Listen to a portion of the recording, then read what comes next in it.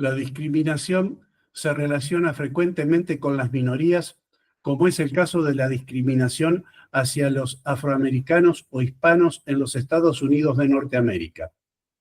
Puede hablarse de discriminación tanto en interacciones entre dos individuos o actores sociales como discriminación institucional. En este último caso, se manifiesta una característica estructural social que impide que determinados grupos y categorías de individuos gocen de igualdad de oportunidades y derechos. En este contexto se encuentran los suboficiales de las Fuerzas Armadas y de Seguridad argentinos.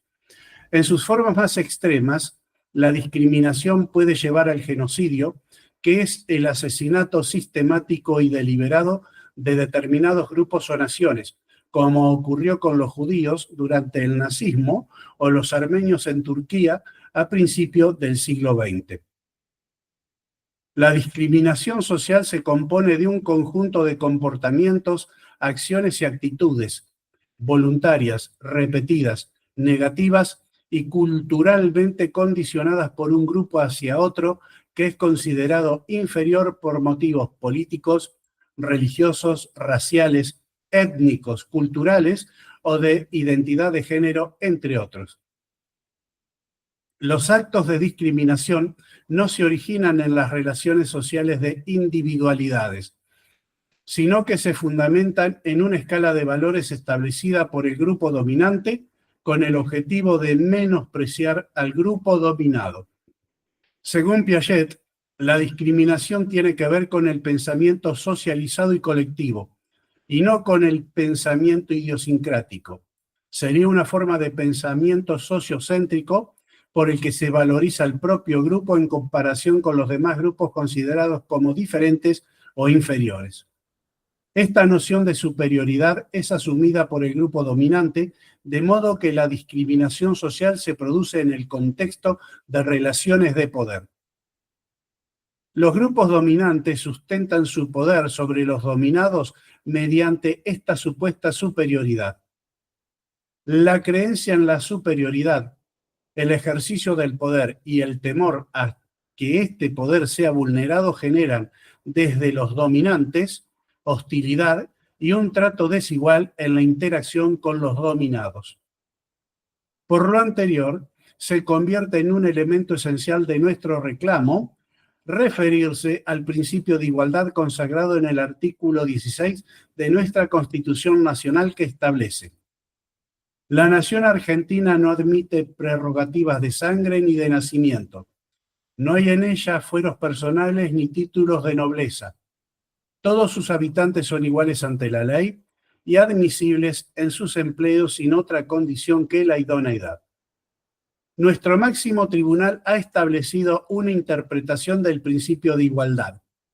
Esta Corte ha sostenido que el principio de igualdad consagrado por el artículo 16 de la Constitución Nacional requiere que no se establezcan excepciones o privilegios que excluyan a uno de lo que se concede a otros en idénticas circunstancias, pero no impide que la legislación contemple de manera diferente situaciones que considere distintas, siempre que la discriminación no sea arbitraria ni responda a una hostilidad contra determinados individuos o clase de personas, ni implique un indebido favor o privilegio personal o de grupo. De acuerdo con lo establecido por la Corte Suprema de Justicia de la Nación respecto a la norma constitucional en cuestión y el espíritu del decreto número 637/2013, que protege la representación de todos los afiliados al Instituto de Obra Social de las Fuerzas Armadas, se deduce que el tratamiento privilegiado hacia el cuadro de oficiales en la designación de las vocalías del directorio del IOSFA contraviene el principio de igualdad. Tanto los jefes de las Fuerzas Armadas y de Seguridad, a través de las propuestas de vocalías para el directorio, como el ministro de Defensa, con la designación de estas propuestas, han adoptado un comportamiento arbitrario, discriminatorio y hostil hacia el cuadro de suboficiales, impidiéndoles manifestar su voz y voto en las decisiones que afectan su obra social. Adicionalmente, nuestra Corte se refiere a idénticas circunstancias, elementos que se cumplen plenamente en el contexto de igualdad frente a la obra social. Es decir, los suboficiales de las Fuerzas Armadas y de Seguridad, al igual que los oficiales, se encuentran en la misma situación respecto a su obra social. No existen prerrogativas que coloquen a unos por encima de otros. No hay títulos, nobleza o jerarquía que privilegien a unos frente a otros. Y tanto los oficiales como los suboficiales poseen iguales derechos y deberes en relación a su obra social. Por lo tanto, no existe argumento jurídico que desplace esta apreciación. Y la representación dentro de la prestadora de servicios sanitarios no debe admitir discriminación alguna. Así, tal representación no puede ser desplazada arbitrariamente desde un cuadro en favor de otro.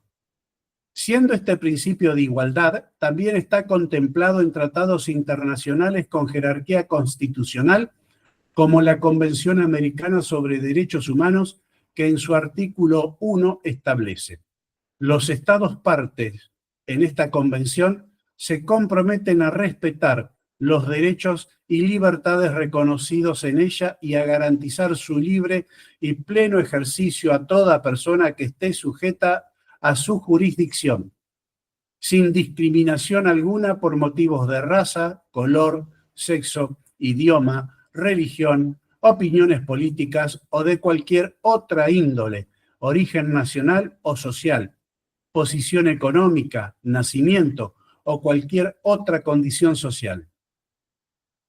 Asimismo, la Declaración Universal de los Derechos Humanos aboga por la protección del principio de igualdad y no discriminación, enfatizando en su artículo 7 que todos son iguales ante la ley y tienen sin distinción derecho a igual protección de la ley.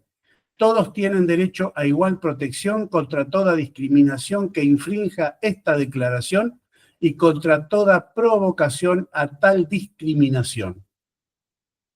Precisamente sobre este principio de igualdad, la Corte Interamericana de Derechos Humanos ha establecido que la noción de igualdad se desprende directamente de la unidad de naturaleza del género humano y es inseparable de la dignidad esencial de la persona, frente a la cual es incompatible toda situación que, al considerar superior a un determinado grupo, conduzca a tratarlo con privilegio o que, a la inversa, por considerarlo inferior, lo trate con hostilidad o lo discrimine en el ejercicio de derechos que sí se reconocen a quienes no se consideran en tal situación de inferioridad.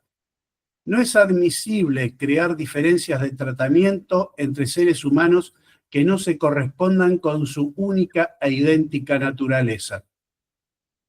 La Corte Interamericana de Derechos Humanos explica que las ideas de igualdad y no discriminación corren parejas y son indisolubles. Esto implica que un trato no igualitario en circunstancias idénticas constituye en sí mismo un trato discriminatorio, que es el núcleo del argumento de este reclamo, agravado por la violación de estos preceptos de derecho interno y de derecho internacional de derechos humanos. Por lo tanto, el trato discriminatorio debe ser siempre abordado por el Estado Nacional conforme a la obligación asumida por la República Argentina mediante la Convención Americana sobre Derechos Humanos, que en su artículo 2 dice: deber de adoptar disposiciones de derecho interno.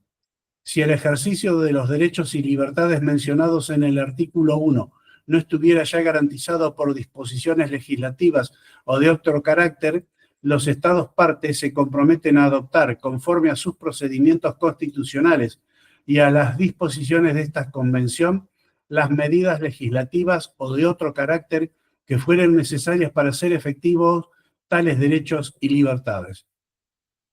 Los suboficiales y nuestras familias debemos tomar conciencia de la fuerza que podemos llegar a tener si logramos encaminarnos hacia un proyecto común que nos nuclee, nos afirme y nos consolide como colectivo social importante en los destinos de nuestra querida patria. Hacernos valer y hacernos respetar integralmente evitará el manoseo de distintos sectores que han usufructuado y pretenden usufructuar los recursos, esfuerzos y sacrificios nuestros y de nuestras familias.